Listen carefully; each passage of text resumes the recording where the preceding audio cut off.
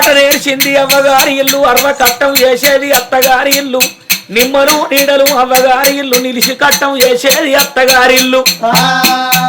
ఆగో చీరలు సారలు పెడితే కొంత పోయేది అవ్వగారి ఇల్లు సింగారిచ్చుకొని తిరిగేది అత్తగారి ఇల్లు ఆగో అత్తగారి ఇంటి కాడా నా బిడ్డరో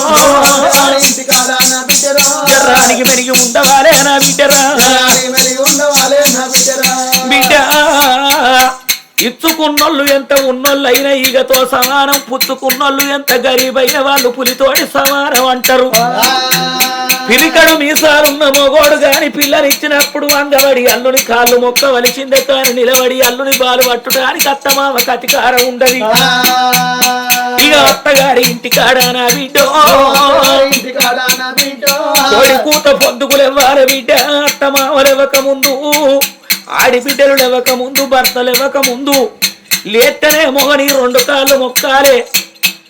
ఎడ్డోడు మొగడాని ఎక్కిరియ రాదు గుడ్డోడు మొగడాని గురి పండ్ల పెట్టరాదు ముసలోడు మొగడాని మూతి పొట్టువడం రాదు నల్లి కుట్టోడు మొగడని నాదాను చూడద్దు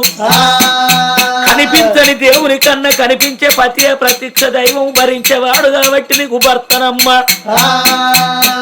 భర్త దగ్గర లేకపోతే పుస్తలు తీసుకొని కళ్ళకు అద్దుకోవాలి తెల్లారి వారికల్లా ఇంటి ముంగడ పాచి పని చెయ్యాలి నా బిడ్డ నా బిడ్డ రావు కన్న బిడ్డ ఓ మాయో